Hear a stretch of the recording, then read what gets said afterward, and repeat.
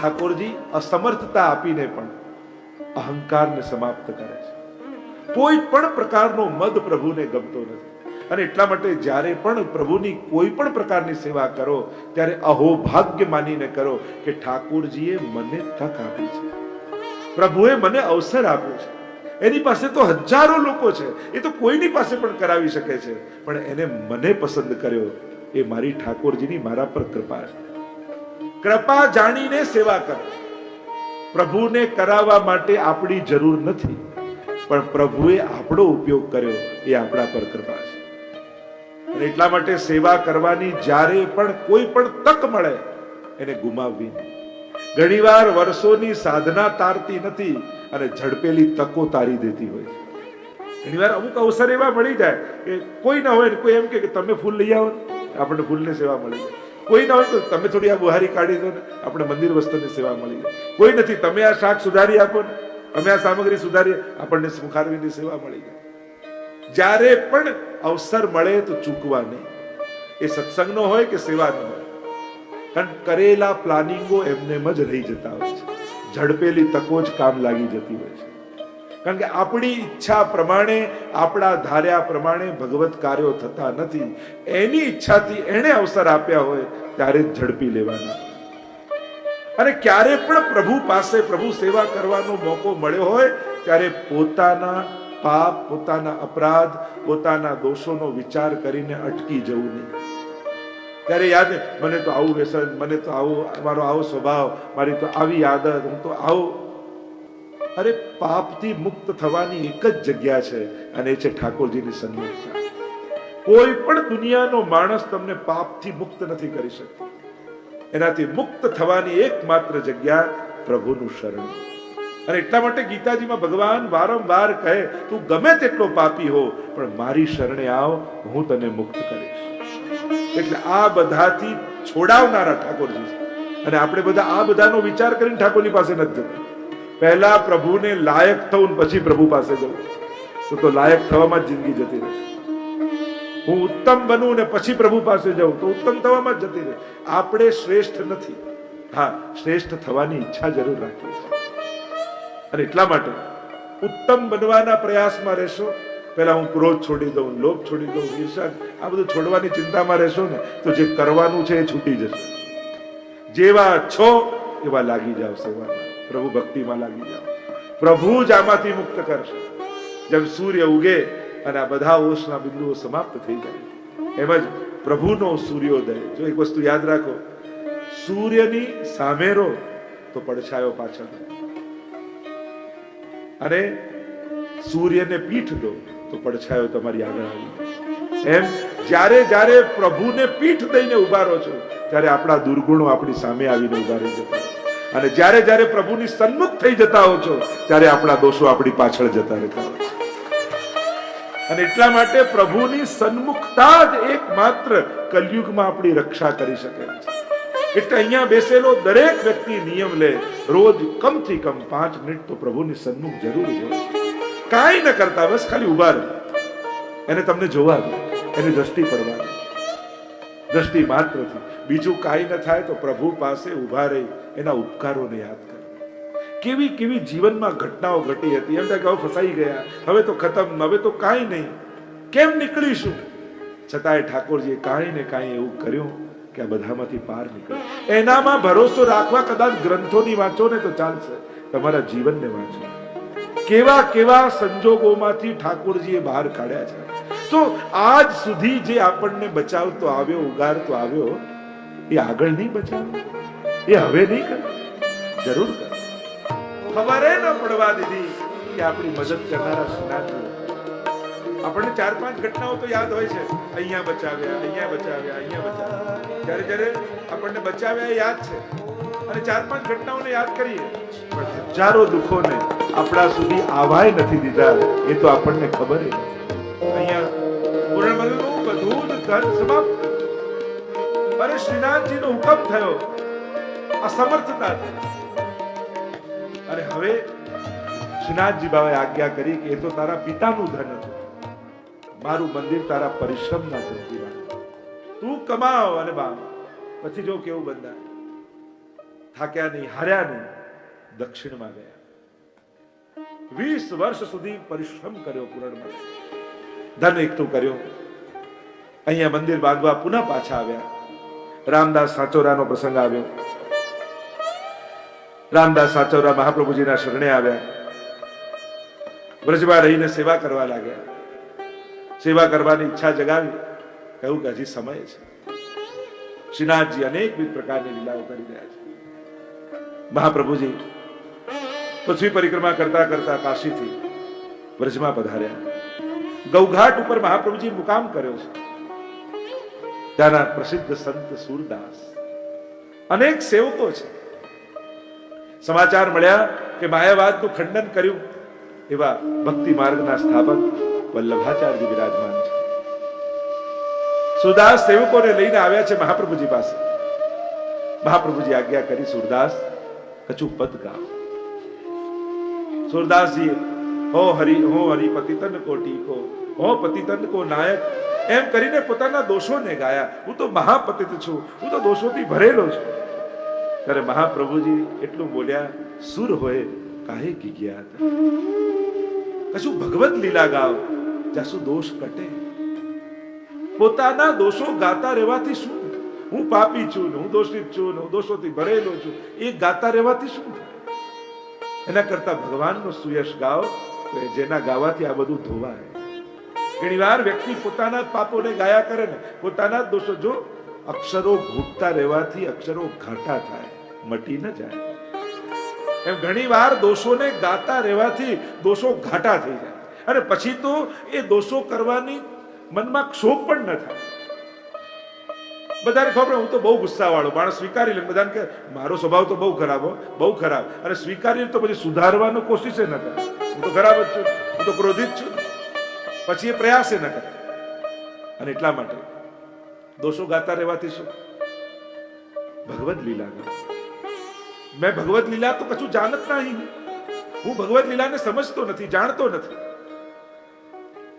અને ત્યારે મહાપ્રભુજીએ દશમસ્કંદની અનુક્રમણિકા સંભળાવી. અને અનુક્રમણિકા સંભળાવી, સાંભળતાની સાથે બધી જ ભગવદ લીલા સ્તોરી. ચકૈરી ચલ ચરણ સરોવર જહાં નહીં પ્રેમ દિયો, ब्रज भयो मेहर के पूत जब ये बात सुनी, आनंदे सब लोग गावत गणित गुनी.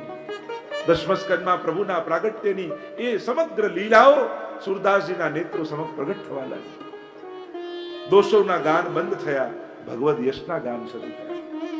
સુરદાસજીના પ્રસંગના અનેક પ્રકારના પ્રસંગો શ્રીનાથજીની સાથે જોડાયેલા છે. સુરદાસ મહાપ્રભુજીના સેવક થયા. મહાપ્રભુજી ગોકુલ લઈને આવ્યા, અને ગોકુલ લઈને આવ્યા, કહ્યું કે ગોકુલ કે દર્શન કરો. ગોકુલની બધી જ લીલાઓ સુરદાસજીની સન્મુખ પ્રગટ થવા લાગી. નેત્રોના આકારે જેને નથી એને ભગવદ લીલાના દર્શન થવા લાગ્યા. આજ તો ગુરુની કૃપા છે. નયનને પ્રગટ લીલા દિખાવે. પુષ્ટિ માર્ગમાં આંખો બંધ કરીને ભક્તિ નથી, અહીંયા તો આંખો ખોલીને ભક્તિ છે. અહીંયા આપણે એમ નથી માનતા કે મર્યા પછી ભગવાનના ધામમાં જઈને ભગવાનને જોઈશું. અહીંયા તો એવો ભાવ છે, મારે તો આ જ આંખે ઠાકોરજીને નિરખવા છે, મારે તો આ જ કર્ણથી એની વેણુને સાંભળવી છે, મારે તો આ જ હાથે એને ગોદમાં લેવા છે. વૈષ્ણવનો આગ્રહ તો એ હોય છે, જીતા જીવંત પ્રભુને નિરખવાનો ભાવ. લોકો ધ્યાન કરે, આ કરે તો બરાબર છે, ધ્યાન માર્ગની આખી પ્રણાલિકા છે. એ તો આંખો બંધ કરીને ભીતર ઉતરો, ઊંડા ઉતરો, અંદર જાઓ. અંદર જવું ક્યાં? हार्ड मास की पोटरी और भीतर भरी भंगार. હરિરાયજી તો કહે કે આ અંદર કઈ બહુ જોવા જેવું નથી, એમાં તો હાર્ડ માસ ની પોટડી છે અને ભીતર ભરી ભંગાર. અંદર જોવું હોય તો એક્સરે પાડીને જોઈ લેજો, MRI જોઈ લેજો. આપણે તો આ આંખેને નિરખવાનું છે, એની સુંદરતાના પાન કરવાના છે, એના મધુર વચનોને સાંભળવાના છે. એટલે પુષ્ટિ ભક્તિ છે ને, એ ઇન્દ્રિયો દ્વારા અનુભૂત થતી ભક્તિ છે. આ જ ઇન્દ્રિયો અલૌકિક બની અને ભગવદ રસનો અનુભવ કરે, એ જ આ અલૌકિક સામર્થ્ય છે. આ દેહનું એ જ તનુ નવત્વ છે કે એવો દેહ મેળવવો કે જે ભગવદ રસનો અનુભવ કરી શકે. એ પરમ ફલ પુષ્ટિ માર્ગનું છે. અને એટલા માટે અહીંયા ભીતર કરતા પણ નયન પ્રગટ લીલા, નેત્રોની આગળ થતી પ્રગટ લીલાના દર્શનની મહત્તા. આપણે ત્યાં શ્રીનાથજી ચરિત્રમાં પણ પ્રસંગ આવે છે. સેવા કરતા કલ્યાણ ભટ્ટને વિનંતી કરી, શ્રીનાથજીને રોજ વિનંતી કરી કે આપના લીલા પરિકર સહિત લીલા કરતા મારે દર્શન કરવા છે. ઠાકોરજી કાંઈ બોલે નહીં, સેવા કરીને ઉદાસ રહેવા લાગ્યા. ગુસાઈજી એકવાર જોઈને પૂછ્યું કે દુખી કેમ છે? ઠાકોરજી મારો મનોરથ પૂરો નથી કરતા. શું મનોરથ છે તારો? મનમાં મનોરથ એ છે કે ઠાકોરજીને રોજ વિનંતી કરું છું કે આપના લીલા પરિકર સહિત લીલા કરતા મારે દર્શન કરવા છે. તો શ્રીનાથજી શું કહે છે? શ્રીનાથજી ના કહે, તારો અધિકાર નથી. ત્યારે ગુસાઈજીએ કહ્યું, શ્રીનાથજી તો બાલક છે, આવો મારી સાથે. હાથ પકડીને વૃંદાવનમાં લઈ ગયા. ગીચ ઝાડી હતી અને કહ્યું, આ ઝાડી હટાવો. અને જ્યાં હટાવી જોયે તો સુંદર સૈયા ઉપર ઠાકોરજી બિરાજમાન છે. સ્વામીજી ચરણ દબાવી રહ્યા છે. અનેક ગોપીજનો અને વ્રજભક્તો કોઈ પંખા કરે છે, કોઈ ચમર કરે છે, કોઈ બીડું આરોગાવે છે. અને ગુસાઈજીની કૃપાથી લીલા પરિકર સહિત શ્રીજીના દર્શન. આ કૃપા આપણે ત્યાં છે. આપણે ત્યાં આંખો બંધ કરીને કરનારી ભક્તિ નથી, આપણે ત્યાં તો આંખો ખોલીને કરવાની ભક્તિ. લોચન ભરી ભરી પીજે જી, એમ કહ્યું છે. આંખો ખોલીને પીઓ. ગોપી ગીતમાં ગોપીઓ કે એક પાપણ બંધ થાય, અમારી પાપણ બંધ થાય. ત્રુટિર યુગાયતે વામ પશ્યતા. આપના દર્શન કરતા એક પલક લાગે અને એમ લાગે જાણે યુગ વીતી ગયો હોય એવો વિનોદ. તો આપણે ત્યાં તો નેત્રો ખોલીને ભક્તિ છે. સુરદાસજી પર એવી કૃપા થઈ, શરણે લીધા અને ઠાકોરજીની કીર્તનની સેવામાં સુરદાસ આઠે સખાઓ અષ્ટયામના સમયમાં એક એક સમયની સેવાનો અધિકાર એમને આપ્યો છે. સુદાસના જીવનના તો અનેક પ્રકારના પ્રસંગો અનેક પ્રકારથી વર્ણિત 84 વિષ્ણુ આદિની વાર્તામાં વર્ણિત કરવામાં આવે. એકવાર સુરદાસ મહાપ્રસાદ લેવા બેઠા છે. એક બ્રજવાસીનું બાળક રાખ્યું છે, એનું નામ છે ગોપાલ. અને સુરદાસ મહાપ્રસાદ લેવા બેસે એના પહેલા જલનો લોટો આદિ બધું ભરી દે અને સુરદાસ પછી મહાપ્રસાદ લે. આજે કોઈ કામમાં એવો લાગી ગયો, સુરદાસ પ્રસાદ લેવા તો બેઠા પણ પેલા ગોપાલે જલની ઝારી ભરવાનું ભૂલી ગયો.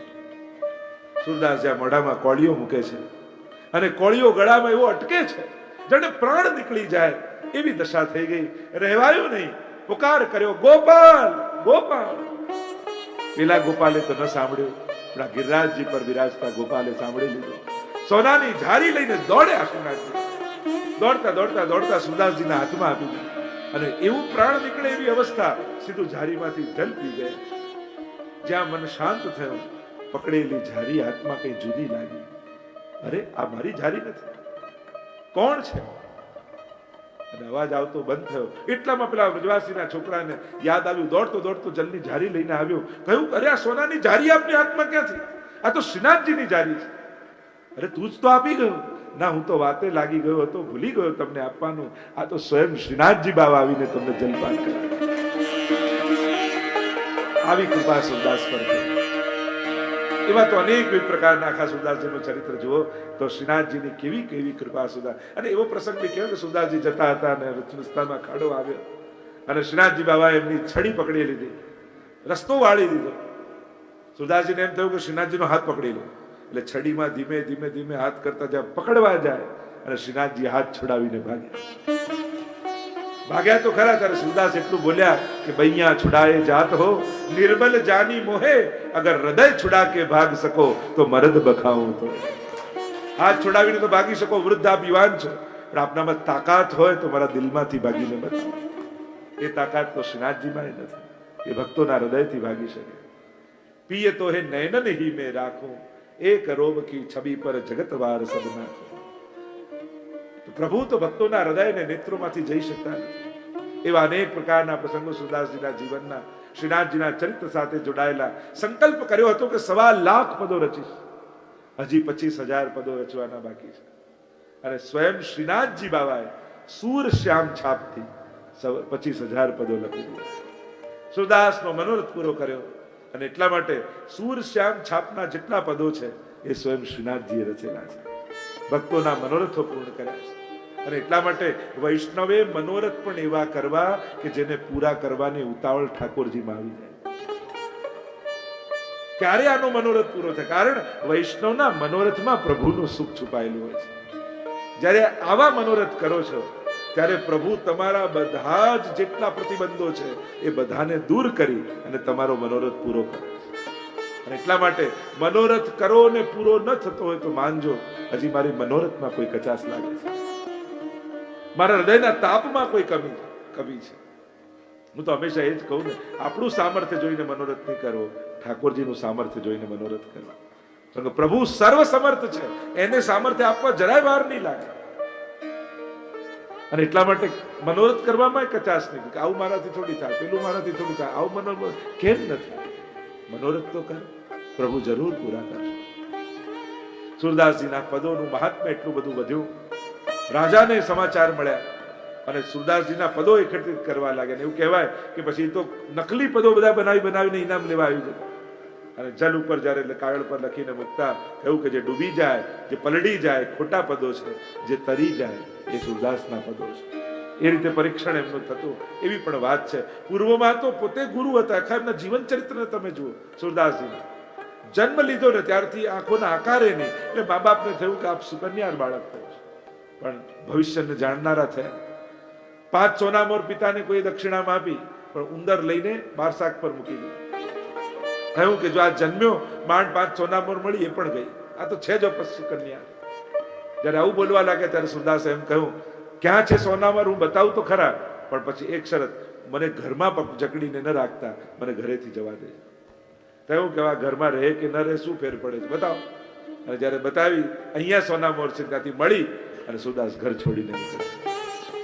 ક્યાંય આગળ ગયા, કોઈની ઘોડો ખોવાઈ ગયો હતો, ગાય ખોવાઈ ગઈ, અને પૂછ્યું એમને. સુરદાસે કહ્યું આ જગ્યાએ છે, મળી ગઈ.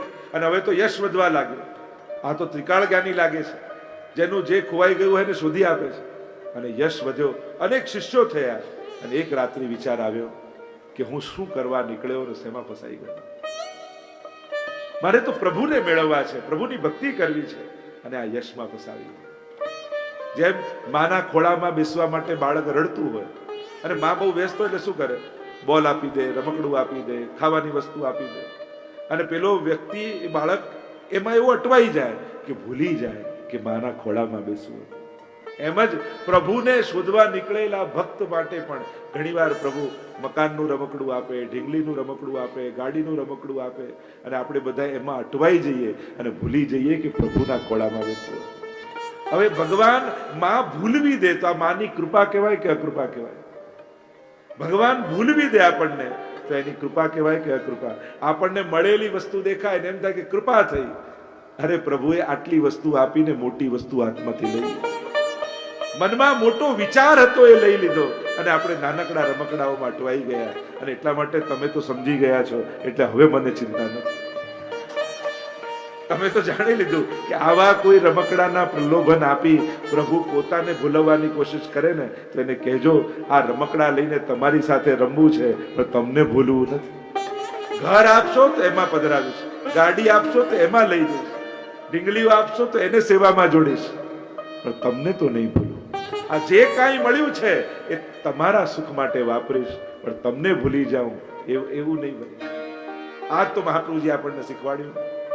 ગૃહમ સર્વાત્મના ત્યાજ્યમ તચ્ચે તક્તુમ ન શક્યતે તો કૃષ્ણાર્થ તન્નિયુજિત કૃષ્ણ સંસાર મોચકા. ઘર છોડવું એમ શાસ્ત્રો કહે, પણ ન છૂટે તો ઘરમાં ઠાકોરજીને પધરાવી લો. એ પછી ઘર નહીં રહે, ઠાકોરજીનું મંદિર બની જશે, નંદાલય બની જશે. આ જ વ્યક્તિઓ જે બંધન કરતા લાગતા હતા, પણ એમણે જ કંઠી ધારી છે, એ તો મારા વૈષ્ણવ છે, પ્રભુ સંબંધી છે, એમાં જ દ્રષ્ટિ ફરી જાય તો માણસને છોડવું ન પડે. એ જ ઉદ્ધારના સહાયક થઈ જાય. અને એટલા માટે સુરદાસજી પાછા રાતના સમયે એકલા ચાલી નીકળ્યા અને પાછા ગૌઘાટ પર આવીને નિવાસ કરવા લાગ્યા. કીર્તનો ગાતા એટલે લોકો ભેગા થવા લાગ્યા, ફરી શિષ્યો થવા લાગ્યા. પણ મહાપ્રભુજી મળ્યા અને પુષ્ટિ ભક્તિની ગતિ સિદ્ધ થઈ. મહાપ્રભુજીના સેવકોમાં સૌથી પ્રસિદ્ધ કોઈ સેવક હોય તો એ સુરદાસ છે. મહાપ્રભુજીના સ્તોત્રોમાં સૌથી પ્રસિદ્ધ કોઈ સ્તોત્ર હોય તો એ મધુરાષ્ટક છે. તમે જોજો, સુરદાસને બધા હિન્દુ માત્ર ઓળખતા. સુરદાસને તો ઓળખે, પણ અડધા લોકો એ નથી ઓળખતા કે કોની કૃપાથી સુરદાસ થયા છે. એ તો દોષોને ગાતા હતા, ભગવદ લીલા તો વલ્લભની કરુણાથી એમને મળે છે. એનું જ્ઞાન તો એમનાથી થયું. આમ સુરદાસજીની અનેકવિધ પ્રકારની લીલાઓના વર્ણન આવ્યા. 20 વર્ષ પરિશ્રમ કરીને પૂર્ણમલ ક્ષત્રિય આવ્યા છે. અહીંયા કૃષ્ણદાસ અધિકારીની કથા આવી. કૃષ્ણદાસ અધિકારી ગુજરાતમાં રહેતા, સાચું બોલતા, કડવું બોલતા, અને પિતા જે કોઈ વણઝારાને ગામની બહારથી જાય તો એને લૂંટીને ધન ભેગું કરતા. એકવાર એમ કર્યું ને કૃષ્ણદાસે કહ્યું, હું આખા ગામને કહી દઈશ કે તમે લૂંટો છો, નહીં તો મને ઘરેથી જવા દો. કૃષ્ણદાસ ગયા છે, ઘરથી આવ્યા છે વ્રજમાં. શ્રી વલ્લભની કરુણા એવી થઈ, જ્યાં શ્રી વલ્લભ પર દ્રષ્ટિ પડી, થયું કે આ તો પૂર્ણ પુરુષોત્તમ છે. આવ્યા શરણે, શ્રીનાથજીની સન્મુખ બ્રહ્મ સંબંધ પામ્યા, અને મહાપ્રભુજી એમને અધિકાર આપ્યો કે આજથી તમે શ્રીનાથજીના મંદિરના અધિકારી છો, તમે બધી જ વ્યવસ્થા કરજો, જોજો ઠાકોરજીને કોઈ પ્રકારનો શ્રમ ન પડે એનો વિચાર રાખજો. કૃષ્ણદાસ અધિકારી થયા. શ્રી વલ્લભ પતિત ઉદ્ધાર ન જાનો પદ ગાયું છે શ્રી વલ્લભની સન્મુખ. અને હવે મહાપ્રભુજી અડેલમાં બિરાજમાન થયા છે. અહીંયા પૂરણમલ ક્ષત્રિય પોતાનો મનોરથ પૂરો કરવા માટે પધાર્યા. આગળ કાર્ય પૂર્ણ થયું છે, યોગ્ય સમય આવ્યો છે, ભવ્ય અને સુંદર મંદિર શ્રીનાથજીનું સિદ્ધ થયું છે. અક્ષય તૃતીયાનો દિવસ આવ્યો, પાટોત્સવ કરવાનો નિર્ધાર થયો છે. અનેક વૈષ્ણવો આવ્યા છે શ્રીનાથજીના દર્શન કરવા માટે. શ્રી મહાપ્રભુજી આજે શ્રીનાથજીને નૂતન મંદિરમાં પાટ પધરાવીને તિલક કરવાના છે. સુંદર કીર્તનિયાજીઓ બિરાજમાન છે સન્મુખમાં. કોઈ પખાવજ વગાડે છે, કોઈ ઝાંઝ વગાડે છે, કોઈ મંગલ વધાઈઓ ગાન કરી રહ્યું છે. દૂર ખૂણામાં ઉભા ઉભા પૂર્ણમલ ક્ષત્રિય હૃદય ભરાઈ આવ્યું છે. વર્ષોનો મારો મનોરથ આજે પૂરો થવાનો છે. ટેરો ખુલે ની પ્રતીક્ષા કરી રહ્યા છે. અને જ્યાં ટેરો ખુલ્યો, શ્રીનાથજી બાવાની અલૌકિક ઝાંખી થઈ રહી છે. સુંદર કેસરી વસ્ત્રો આદિ ધારણ કર્યા છે. કુલે જોડના શૃંગાર મહાપ્રભુજી ધર્યા છે. આજે શ્રીનાથજીએ ભારે શૃંગાર ધારણ કર્યા છે. પાટોત્સવ છે, અક્ષય તૃતીયાનો દિવસ છે, એટલે ચંદન શ્રીનાથજી બાવાને પોતાની હાથમાં લઈ અને શ્રી મહાપ્રભુજી ધરાવી રહ્યા છે. દૂર ઉભા ઉભા પૂર્ણ ક્ષત્રિય ગદગદિત થઈ રહ્યા છે. કેટલા વર્ષોનો મારો મનોરથ આજે પૂરો થવા જઈ રહ્યો છે. મહાપ્રભુજીની દ્રષ્ટિ પડી પૂરણમલ ક્ષત્રિય પર. નિકટ બોલાવ્યા, અહીંયા આવો. આવ્યા નિકટ. પૂરણમલ, હજી મનમાં કોઈ મનોરથ છે? વંદન કર્યા કે આપની કૃપાથી સકલ મનોરથો સિદ્ધ થયા છે. આજે આવું સુંદર શ્રીનાથજીનું મંદિર સિદ્ધ થયું છે. આજે શ્રીનાથજી બાબા પાટે બિરાજ્યા છે. કોઈ મનમાં મનોરથ હોય તો કે પૂરણ. અને ત્યારે પૂરણમલે કહ્યું, આજે અક્ષય તૃતીયાનો દિવસ આપ ચંદન ધરાવતા હતા, એ જોઈને એવો ભાવ થયો કે મારા હાથે શ્રીજીના ચરણમાં ચંદન ધરાવતો, જો આપ કૃપા કરો તો મારો મનોરથ પૂરો થાય. કહ્યું, આવ પૂરણમલ. પોતાના હાથથી હાથ પકડ્યો પૂરણમલનો, હાથમાં ચંદન આપ્યું, અને બંને હાથ પકડી પૂરણમલના બંને હાથ શ્રીજીના ચરણ પર ધરાવી દીધા. રોમ રોમ પુલકિત પૂરણમલનું થઈ ગયું. જ્યારે જન્મ જન્માંતરનું ફળ આજે મને મળ્યું. ચોધાર આંસુએ પૂરણમલ ક્ષત્રિય રડી રહ્યા છે.